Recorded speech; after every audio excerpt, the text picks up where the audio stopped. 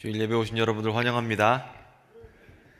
오늘은 어린이 주일입니다. 보통 어린이 주일 때에는 어린이 같은 신앙을 배우자 이렇게 설교를 하기도 하고, 또 어린이들을 이렇게 키워야 합니다 이런 설교를 하기도 합니다. 그런데 생각해 보니까 요즘에 어린이가 없어서 그 설교가 별로 적용될 것 같지가 않은 거예요. 그리고 여러분들 연세가 이 어린이하고 관계없는 연세라서 참 요거는 참 어렵겠다 싶어서, 그러면 어린이를 위해서 어떻게 설교를 할까 이게 상상을 해보니까 어린이들에게 소망에 대해서 말하면 좋겠다. 그리고 또 우리가 다 같이 주님 앞에서는 어린이지 않습니까? 그래서 어린이로서 한번 소망에 대해서 배워보면 좋겠다, 이런 생각으로 말씀을 준비했습니다. 예전에 박정희 대통령 시절에 무령왕릉이 발굴이 됐습니다. 이 무령왕릉이 발굴될 때에 우리나라에서 최고의 발굴이다, 아니죠, 최고의 발견이다 이런 얘기를 했어요. 하지만 최악의 발굴이다 이렇게 얘기를 했습니다. 왜냐하면 최고의 발견을 했는데요, 최악의 발굴을 했던 게 그 당시에 그 박물관장이었나 하는 분이 1박 2일 동안 그 부장품들을 마대에다 그냥 쓸어 담았어요. 그리고 발굴을 했습니다. 이게 얼마나 어처구니 없는 일이냐면요, 보통 고고학은요 그 놓는 위치나 그리고 부식되는 모든 것까지 하나하나 세심하게 그걸 하나씩 드러내야 되는데, 그걸 마대 자루에다가 1박 2일 동안 쓸어 담았으니 얼마나 어처구니가 없습니까? 그래서 나중에 그 발굴하신 분이 후회하는 이야기를 많이 얘기를 했어요. 그리고 이 무령왕릉에서 나온 부장품이 얼마나 대단한 거냐면요, 이 부장품으로서 박물관이 하나 생길 정도로 어마어마하게 나왔습니다. 왜냐하면 웬만한 왕릉들이 전부 다 도굴되거든요. 그런데 무령왕릉은 하나도 도굴되지가 않았어요. 그래서 그 안에 있던 그 백제의 유물들, 왕관들, 팔찌들, 금입니다. 모두 다 그런 것이 발굴되었죠. 자, 그런데 여기서 재밌는 건 뭐냐면 이 그 안에 어마어마한 부장품들, 보물들이 많이 있었지만 그것은 발견되지 않았어요. 수백 년 동안. 그리고 어마어마한 것이 땅속에 묻혀 있다고 해도 절대로 걔네들이 나오지 않습니다. 꼭 표시를 해줘야 돼요. 하지만 반대로요, 우리가 여기 보면은 이제 좀 있다가 나중에 이제 씨를 심고 또 이제 주말 농장을 좀 이제 하게 될 텐데, 씨를 심는 사람들은 어떤 사람도 거기에 표시하지 않습니다. 내가 여기다 벼를 심었습니다, 콩을 심었습니다, 옥수수를 심었습니다, 감자를 심었습니다, 도란을 심었습니다. 표시하지 않아요. 왜 표시 안 해도 되죠? 왜냐하면 싹을 보면 아니까. 나와서 그 결과물을 보면 알기 때문에 씨를 심는 사람은 절대로 거기에다가 쌀을 심었습니다라고 쌀 편말 붙이지 않습니다. 대신 소유주만 하죠. 김권사 뭐 이런 식으로 표지판만 붙입니다. 왜냐하면 그 안에 뭐가 나올지 알고 있어서 그래요. 씨앗은 심으면 그렇게 결과가 있지만 아무리 귀한 것, 비싼 것이라고 하고 위대한 것이라고 해도 죽어 있는 것은 땅에 묻어 놓으면 절대 나오지 않아요. 그래서 무덤은 항상 표시석이 있습니다. 누가 죽었는지에 대해서 표시를 꼭 해야 됩니다. 하지만 생명력이 있는 것은 땅에 심으면 그런 것을 할 필요가 없죠. 자, 우리는 모두 다 예수님으로 말미암아 소망을 가진 사람들이에요. 우린 죽어 있는 것을 품고 있는 사람들이 아니에요. 여러분 심령 가운데, 여러분 마음 가운데 심겨져 있는 예수님의 흔적은 살아있는 것이지 죽어 있는 것이 아닙니다. 그래서 우리 안에 예수 소망이 있다면 걱정하지 않아도 돼요. 왜냐하면 그 소망이 자연스럽게 그 생명력을 펼칠 것이기 때문에 그래요. 자, 여러분 가슴 속에, 삶 속에, 마음 속에, 생각 속에 요즘에 어떤 생각을 제일 많이 하고 계십니까? 아마 그 생각이 여러분을 아마 지배하고 있을 거라고 저는 생각하거든요. 자, 여러분은 어떤 생각을 하고 계시고 어떤 목표를 갖고 요즘을 살아가고 계십니까? 세상을 어떤 관점으로 보고 계십니까? 왜냐하면 이것이 소망을 품는 것과 매우 밀접한 관계가 있기 때문입니다. 사실 이 소망을 품는다는 것, 소망이 심겨진다는 것은요, 임신하는 것과도 매우 밀접한 관계가 있어요. 우리가 임신을 하면 어떻게 돼요? 처음에? 임신 안 해보셨어요? 임신하면 어떻게 돼요? 처음에? 어떻게 되긴 어떻게 돼요? 아무 표시가 없지. 2주 되고 4주 돼도 아무 표시가 없잖아요. 임신하고 나서 갑자기 배가 나오는 경우가 없어요. 임신을 하면 뭐 6주 되고 7주 되고 8주 되고 3달 되고 4달 되고 할 때까지 임산부는 표시가 나지 않습니다. 전혀 표시가 없어요. 만약에 표시가 난다고 하면요, 그분이 원래 뚱뚱한 거지 그것 때문에 한 건 아닙니다. 4달 5달 때까지도 별로 티 안 나요. 물론 이제 먹는 입덧을 하시는 분들 보니까 많이 먹어서 살이 찌긴 합니다. 하지만 배가 나오지는 않아요. 그 단계까지. 하지만 안에 아기가 있으면 그 아기가 점점 자라면서 배가 나오게 되죠. 하지만 엄마들은요, 아기가 뱃속에 있으면 한 번도 본 적 없지만 걱정하지 않아요. 왜 걱정하지 않냐면 엄마들은 알죠. 우리 권사님들 잘 아시죠? 애가 뱃속에 있으면 애기들은 움직이거든요. 그래서 그 움직임을 보면서 애가 발로 차요. 그래서 얘가 살아있구나 이걸 알아요. 꼭 확인해 보지 않아도 알아요. 왜냐하면 얘가 움직이기 때문에. 그리고 이 애가 결국에 뱃속에서 나오게 되죠. 그리고 생명이 나와요.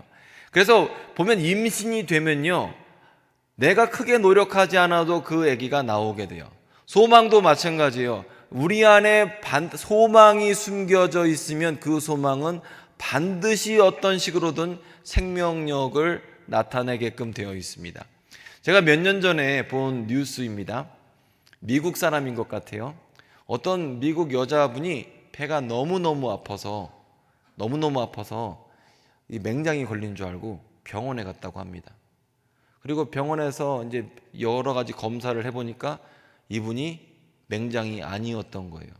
이분이 나중에 보니까 임신 상태였던 겁니다. 그래서 맹장인지 뭔지 배가 아파서 미국에 그 병원에 갔다 거기서 아기를 낳아서 온 거예요. 전 이게 어떻게 가능한지 모르겠어요. 그런데 이게 얼마나 신기했으면 외신으로 뉴스에 나왔겠습니까? 제가 지어낸 얘기가 절대 아닙니다. 근데 제가 그 아기 관점에서 보면요, 그 애는요, 엄마가 낳은 게 아니에요. 살아 기어 나온 거지 절대 낳은 게 아닙니다. 애를 뭐 관리를 했어야지 그 엄마가 애를 낳았다고 표현했죠. 그 생존해서 나온 거예요, 그 애는. 자, 마찬가지로 소망도 똑같습니다. 우리가 우리 안에 소망이 있다면, 하나님께서 주신 생명력이 있다면 그 애는 생존해서 나오게끔 되어 있습니다. 그래서 때로는 소망을 내가 품는 것이 아니라 내 안에 있는 소망이 우리의 삶을 살리고, 우리 안에 있는 그 소망과 희망이 나를 살리고 또 내가 살아가게끔, 오늘을 지탱하게끔 하는 거죠. 자, 성경은요, 우리 인생을 밭에 비유하기도 합니다. 그래서 좋은 밭이냐, 돌짝밭이냐, 길가의 밭이냐, 가시밭이냐, 이런 얘기를 합니다. 그리고 우리가 밭이기 때문에 반드시 무엇인가가 심겨져 있어요. 그런데 하나님께서는 우리에게 무엇을 심으셨냐면 복음을 심으셨고, 복음 가운데에서 탄생하게 된 것은 예수 생명으로 말미암아 거듭난 생명이 우리 안에 심겨지게 됩니다. 복음을 받아들인 사람들은 거듭난 생명이 우리 안에 있습니다. 그리고 그 복음 가운데의 성령의 역사 가운데 우리는 달란트가 생기고 은사가 생기고 재능이 생기고 꿈이 생기고 우리 안에서 놀라운 것들이 하나님 안에서 심겨져 있다는 거예요. 자, 그리고 그 성령의 역사 가운데 회복의 씨앗이 또 치유의 씨앗이 우리 안에 심겨져 있고 그런 소망을 우리가 품고 있는 겁니다. 자, 그리고 이런 씨앗이 우리 안에 있으면 어떻게 돼요? 자라나게 된다는 거예요. 무령왕릉은 아무것도 자라지 않지만 아무리 작은 씨는 표시하지 않아도 싹이 나고 자라게끔 되어 있습니다. 그래서 우리가 우리 안에 소망이 심겨져 있으면 낙심할 필요가 없죠. 소망이 심겨져 있으면 절망할 필요가 없습니다. 물론 때로는 씨를 심어놓고 나서 아무것도 나지 않을 때가 있어요. 왜냐하면 심어놓고 나서 바로 다음날 나오는 게 아니잖아요. 씨를 심어놓고 나서도요, 얘가 며칠 동안은 티가 안 나요. 그리고 자라고 온다고 하더라도 싹만 나오지 결과물은 별로 없을 때가 있어요. 왜냐하면 추수 때가 되려면 또 상당히 기다려야 하지 않습니까? 하지만 여러분, 씨앗을 심어놓고 농부가 여러 가지 걱정을 안 하죠. 왜냐하면 씨는 심으면 반드시 거두게끔 되어 있기 때문입니다. 마찬가지로 우리 안에 착한 일을 시작하시니, 우리 안에 성령의 일을 시작하신 하나님께서, 우리 안에 복음의 일, 그 일을 시작하신 주님께서 우리 안에 시작을 하셨기 때문에 우리는 걱정할 필요가 없습니다. 왜냐하면 그분께서, 시작하신 분께서 끝을 내실 것이기 때문입니다. 혹시 여러분 삶의 문제로 여러 가지로 힘드셨습니까? 부부관계 문제나 경제적인 문제나 병마의 문제나 또 인생에서 어려움 없는 사람이 하나도 없어요. 하지만 여러분, 우리 안에 그 씨앗이 심겨져 있다면 너무 걱정하지 마십시오. 왜냐하면 그 씨앗은 나오게끔 되어 있고, 그 씨앗이 회복의 씨앗이든 치유의 씨앗이든 부흥의 씨앗이든 그 씨앗은 성장하게끔 되어 있습니다. 하나님의 때에 반드시 이루어지게 되어 있습니다. 이 때라는 것이 참 중요한 때라는 것이 참 중요한데요, 이 애도요, 임신하자마자 다음 날에 나오지가 않아요. 애를 임신하고 나면 티 안 나는 시간을 상당히 거치고 또 고통의 시간을 상당히 거쳐야 아기가 나오게끔 되어 있습니다. 자, 그런데 여러분, 어차피 애를 낳으려면 9달, 엄마 뱃속에서 만 9달, 10달 만에 애가 나오게 되는데요, 이 10달이라는 시간을 어떤 사람은 걱정하면서 보낼 수가 있고요, 어떤 사람은 씨앗을 심어놓고 1년 추수 때까지 걱정하면서 보낼 수가 있고, 어떤 사람은 기뻐하면서 보낼 수도 있습니다. 그러니까 똑같은 시간을 기다리면서, 씨를 심으면 기다려야 되잖아요. 내일 나오지 않잖아요. 우리 상식적이지 않습니까? 아기가 임신되면 바로 나오는 게 아니잖아요. 우리 안에 하나님께서 선한 일을 시작하시면 바로 그게 되는 건 되지 않잖아요. 그 여러분도 알지 않습니까? 시간이 걸려요. 하나님의 때가 있습니다. 정하신 기간이 있습니다. 그런데 그 기간에 원망하고 불평하고 괴로워하는 게 낫겠습니까? 어차피 때를 기다린다고 하면 참고 인내하고 하나님을 신뢰하고 찬양하면서 기다리는 게 낫겠습니까? 하나님의 때가 되어야 하는 거죠. 자, 우리 교회는 지금 회복을 경험하고 있죠. 정말 저는요, 한 달 전까지만 해도 이게 마지막 순간이 아닌가라고 했어요. 진짜요, 마지막 순간이 아닌가. 우리 재정부 장로님이나 우리 장로님도 다 알고 계세요. 정말 하루 남겨놓고도 지금 정말 대책이 없었어요. 너무 힘들었어요. 그래서 우리가 이걸 부동산이고 뭐고 다 정리하고 이제 정말 여기 이 성전에서 마무리를 해야 되는 것이 아닌가, 그런 생각을 하기도 했었습니다. 인간적인 소망은 다 그때 사라졌었어요. 인간적인 소망은 없더라고요. 아니, 어디서 돈을 빌려올 수도 없고 지금 정말 힘들었었어요. 그런데 다 포기하고 싶었죠.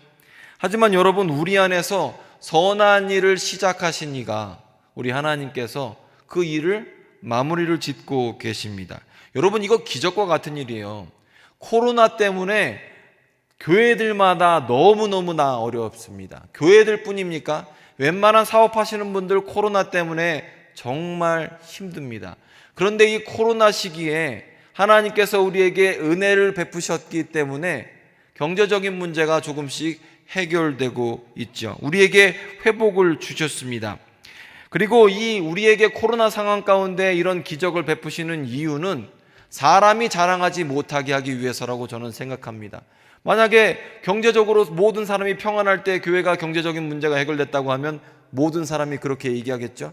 아니, 성도들이 경제적으로 부유해졌기 때문에 헌금이 많아지고 그래서 해결된 것이지 라고 다른 이유를 댈 겁니다. 하지만 코로나 시기이기 때문에 하나님 말고는 설명이 되지가 않아요. 아멘. 그렇게 회복하실 하나님께서 또 여러분의 삶에도 개입하신단 말이죠. 자, 그런데 여러분, 제가 이 말을 드린 이유는 하나님의 때가 그때라고 한다면 그렇게 괴로워하면서 그렇게 오랫동안 있을 필요는 없었다라는 생각을 제가 하고 있어요. 어차피 하나님께서 선한 일을 시작하시고 마무리하실 것을 우리가 신뢰한다면 기다리는 동안 괴로워할 필요 없잖아요. 예를 들어서 애가 임신된 다음에 얼마나 예쁠까라고 기대하는 사람과 얘 나와서 어떻게 대통령 시킬까 걱정하는 사람하고 생각이 완전히 다르거든요. 그렇기 때문에 우리가 씨앗을 심었고 우리 안에 소망이 심겼고 하나님께서 선한 일을 하실 것을 우리가 신뢰한다면 괴로워하기보다는 찬양을 해야겠죠. 자, 오늘 성경 말씀을 보게 되면 3절 이하를 보면요, 이 시인이 약간 좀 괴로워하는 것을 보게 돼요. 자, 1절부터 보면, 자, 우리 함께 읽을까요? 나의 영혼이 잠잠히 하나님만 바라며 나의 구원이 그에게서 나오는도다. 오직 그만이 나의 반석이시요 나의 구원이시요 나의 요새이시니 내가 크게 흔들리지 아니하리로다. 자, 이 62편 찬양을 지금 부르고 있어요. 그런데 이 부르는 사람은 하나님이 나의 구원으로 고백하고 있지만 삶은 힘든 거예요. 3절 4절 보게 되면 넘어지는 담과 흔들리는 울타리 같이 사람을 죽이려고 너희가 일제히 공격한다고 얘기해요. 그러니까 다윗은 지금 이 상황 가운데 쉽지 않은 겁니다. 어려운 상황 가운데에 있습니다. 그런데 이 상황 가운데에서 다윗은 어떻게 노래하고 있습니까? 하나님을 찬양하고 있죠. 하나님을 높이고 있죠. 자, 이 외면적인 부분들을 우리가 생각할 때가 참 많아요. 우리는 사람을 외모로 평가하거든요. 저 사람은 얼마 가졌어? 무슨 차를 몰고 다녀? 어떤 것을 소유했어? 어떤 대학교를 나왔어? 몇 살이야? 건강해? 뭐가 있어? 남편이 누구고 아내가 누구고 애들이 누구야? 이런 외면적인 것으로 평가합니다. 그래서 그 외면적인 것으로 남이 나를 평가하고 내가 나를 평가하죠. 나는 평생 이 모양이야, 이렇게. 아, 나는 안 된다, 힘들다, 내가 소망이 있고 꿈이 있지만 불가능하다, 이렇게 얘기를 합니다. 하지만 우리 그리스도인들은 외면적인 것이 아니라 소망으로 평가받아야 되는 사람입니다. 우리 안에 있는 소망으로 평가받아야 되는 거예요. 아직 우리 안에서 싹이 나오지 않았지만, 아직 추수의 때는 되지 않았지만 그 밭에는 뭘로 평가해야 돼요? 밭을 땅으로 평가합니까? 물론 땅으로 평가할 수도 있어요. 하지만 밭은 무엇이 심겨져 있는 것으로 밭을 평가하죠. 그래서 우리는 밭 그러지 않고 옥수수밭, 참외밭, 수박밭, 이렇게 밭을 평가할 때 무엇이 심겨져 있는지로 평가해요. 우리는 어떻게 평가합니까? 그리스도인들은 어떻게 평가합니까? 그리스도인들은 예수 소망으로 평가하는 겁니다. 우리 안에 있는 하나님의 능력으로 우리를 평가하는 겁니다. 자, 그래서 우리의 상황 가운데 당장 무엇이 없다고 하더라도 우리를 평가하는 기준은 예수님의 소망입니다. 하나님의 능력입니다. 62편 3절 4절을 보게 되면 이 사람도, 즉 시인 다윗도 어려움이 있어요. 하지만 그것으로 자신이 평가되지 않습니다. 구원을 베푸실 하나님을 보고 있죠. 자, 그래서 때로는 우리가 학벌이나 경력이나 실패나 인생의 발자취가 그다지 사람들 앞에서 내세울 게 없어 보일 때가 있지만 그리스도인의 평가 기준은 소망입니다. 우리 안에 소망입니다. 자, 그래서 62편을 쭉 읽어보면, 자, 5절부터 7절까지 함께 읽겠습니다. 시작.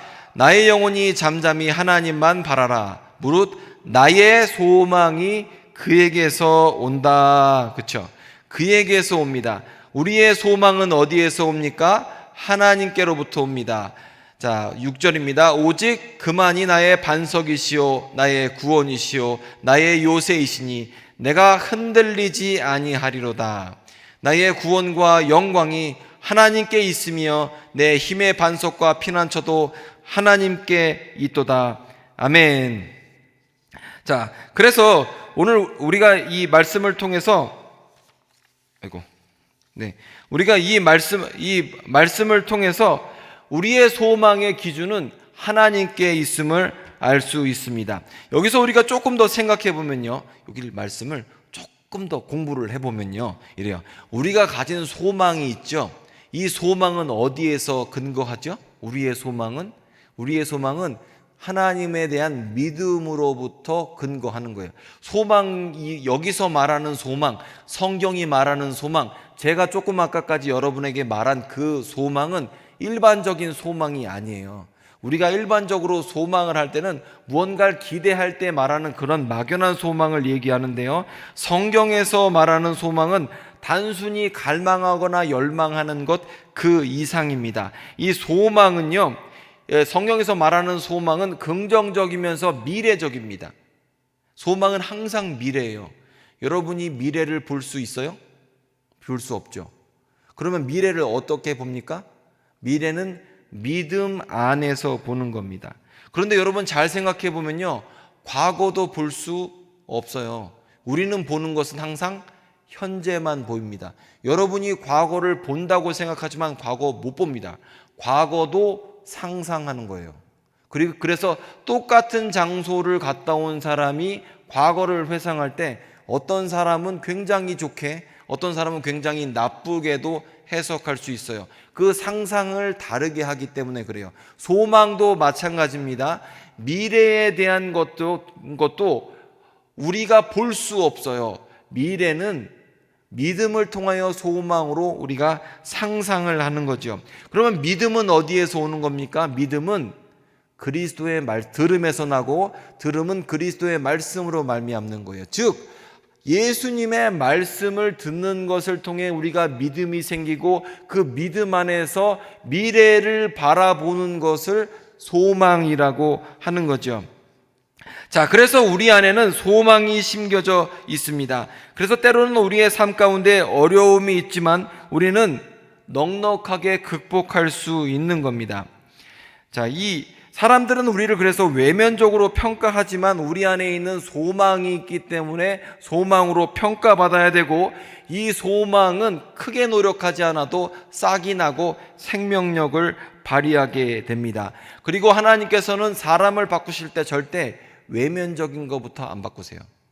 내면적인 것부터 세우십니다. 내면에 소망을 주시고 희망을 주시고 복음을 주시고, 그것을 통해서 속사람을 새롭게 하시고 속사람을 강건하게 하시고 우리를 바꾸십니다. 그리고 하나님에 대한 관점을 바꾸시고 우리를 새롭게 하십니다. 자, 이 말씀만 하고 오늘 설교를 마무리하도록 하겠습니다.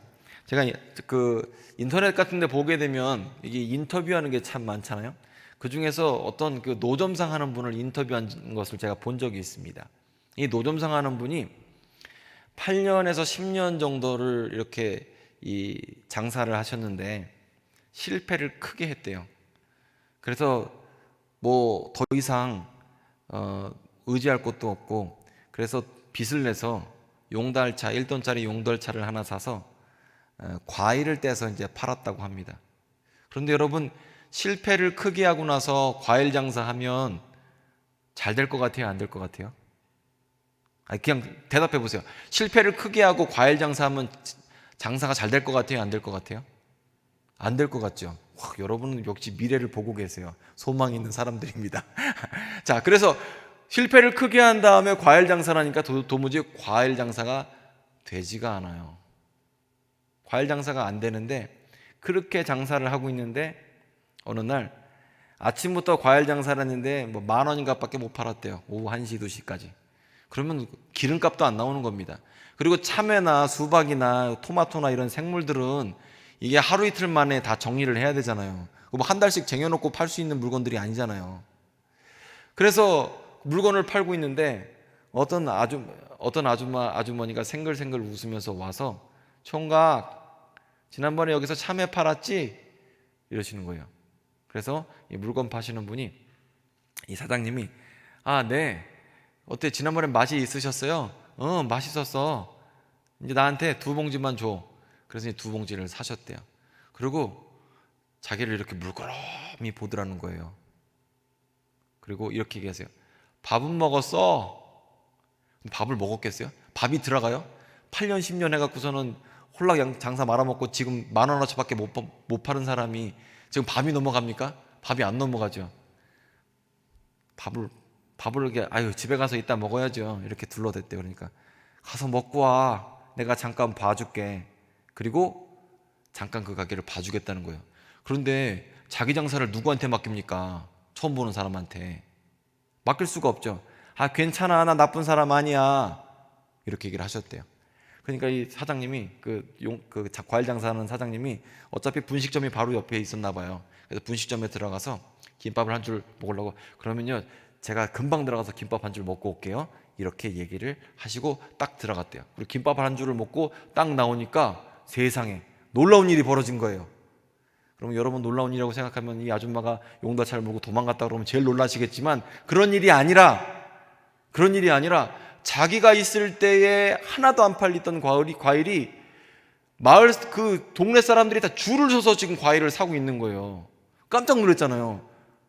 너무 놀랍잖아요. 그래서 이 아줌마가 장사를 다 이게 줄 쓴 사람 다 팔고 나서 물어봤대요. 아, 이 동네에 아는 사람이 많으신가 봐요, 이렇게 얘기를 했대요. 그러니까 그 생글생글 웃던 아줌마가 아, 내가 아는 사람이 어디 있어, 그러면서 이렇게 얘기를 한 거예요. 장사 그렇게 해서 되겠어? 물건 파는 사람이 웃지도 않고, 이렇게 얘기를 하는 거예요. 그러니까 이분이 갑자기 생각을 하면서 자기가 그동안 어떻게 했었나 보니까 자기는 맨날 핑계만 댔다는 거예요. 아, 나는 트럭 장사라서 안 돼, 내가 가진 차면은 흠이 있어서 안 돼. 왜냐면 흠이 없는 건 백화점 들어가지 거기 오지도 않습니다. 내가 가진 거는 흠이 있어서 안 돼, 맛이 없어서 안 돼, 날씨가 이래서 안 돼, 비가 와서 안 돼, 나는 이 모양이라서 안 돼 하니까 얼굴이 구겨져 있죠. 그럼 그 사람한테 누가 삽니까? 아무도 안 사지. 그리고 자기가 변하기 시작해서, 그때 이러면 안 되겠다고 시작해서 하루에 변하고 나서 웃기 시작하고 장사를 시작해서 하루에 5만 원 팔던 장사를 하루에 500만 원씩 팔게 됐대요. 대단하지 않습니까? 자, 그런데 여러분, 근데 나중에 알고 보니까 그 아주머니라는 사람이 대단한 사람이었대요. 뭐 들어보니 그 은행 지점장, 그 옆에 있는 그 지점장한테 물어보니까 그 사람이 그 동네에서 애를 길에서 장사하면서 젖을 먹여가면서 장사를 해서 빌딩을 3채를 사고, 그리고 손대는 장사마다 못하는 장사가 없다고, 너무 장사를 잘하는 사람이라고 그렇게 얘기를 합니다. 자, 제가 여러분에게 장사하라고 지금 이 얘기를 드린 게 아니에요. 우리가 우리 안에 소망이 있으면 그것이 뛰쳐나와야 돼요. 그런데 우리가 보통 어떻게 얼굴이 구겨지냐면 난 이래서 안 돼, 저래서 안 돼요. 외형적인 것 때문에 안 돼요. 아, 나는, 그러니까 이 아저씨 한 것처럼 나는 오늘은 날씨가 안 좋아서 안 돼, 나는 트럭이라서 안 돼, 내가 가진 건 이래서 안 돼, 내 과거는 이래서 안 돼, 나는 배운 거 없어서 안 돼, 뭐가 안 돼, 안 되는 조건만 하다 보니까 얼굴이 구겨지고 마음이 어두워지고, 그리고 장사는 될 리가 없죠. 그런데 여러분, 우리는 무엇으로 평가받아야 되는 사람입니까? 여태까지 설교했는데 모르세요. 우리는 무엇으로 평가받아야 되는 사람입니까? 예수 소망으로 평가받는 사람이에요. 그러면 우리 예수 소망이 뭐 망가진 게 있어요? 여전히 멀쩡해요. 그러면 우리가 하물며 장사하는 사람이 표정만 바꿔도 인생이 변하는데, 우리가 예수 소망을 갖고 있다고 하면서 그 소망이 자연스럽게 우리의 얼굴에 드러나야 하지 않겠습니까? 여러분, 우리가 예수 소망을 갖고 있으면요, 그거 자연스럽게 얼굴에 드러나야 돼요. 요즘 마스크를 써서 어쩌면 이 마스크를 뚫고 나올 만큼 미소를 지어야 돼요. 그렇죠? 여러분, 마스크를 뚫고 나올 것 같은 미소를 한번 쳐보세요. 예수 소망에 의지해서. 이게 마스크 쓰면서 이 마스크 안에 숨어서 여러분이 만약에 인생을 사시고 비즈니스를 하시고 회사 일을 하시고 그러면 안 됩니다. 이 마스크를 뚫고 나올 정도의 평안과 소망을 발산을 하면서 살아야 일이 되는 거예요. 여러분, 바뀐 거 하나도 없어요. 여전히 노점상이었고, 여전히 팔던 거는 흠이 있는 참외 팔았고, 여전히 그 자리였어요. 그런데 그 하나 바꿨을 때 이 사람도 인생이 변했고요. 우리도 마찬가지예요. 우리의 삶에서 바뀌는 거 하나만 바꾸면 되는데, 우리 마음의 자세를 바꿔야 됩니다. 우리는 예수 소망이 있는 사람이에요. 아멘? 우리는 예수 소망으로 평가받는 사람입니다. 그리고 그 예수 소망이 얼굴에 나와야 되고요. 그리고 여러분을 누르고 있는 뭐 과거의 상처니, 이래서 안 되니 저래서 안 되니, 배운 게 있네 없네, 그거를 뛰쳐나와서 그 소망이, 생명력이 나와야 되는 사람입니다. 우리는 예수 소망 의지하면 살아가는 사람이에요. 자, 이 시편 62편 말씀으로 돌아와서요, 이 사람도, 다윗도 문제가 많아요. 여러분, 공격하는 사람이 많아요. 그런데 어떻게 고백하고 있습니까? 다윗은 뭐라고 얘기해요? 나의 영혼이 잠잠히 내 상처만 바라보라고 얘기합니까? 나의 영혼이 잠잠히 못 배운 것만 바라보라고 합니까? 나의 영혼이 잠잠히 이 트럭 장사만 바라보라고 합니까? 뭘 바라보라고 얘기하고 있습니까?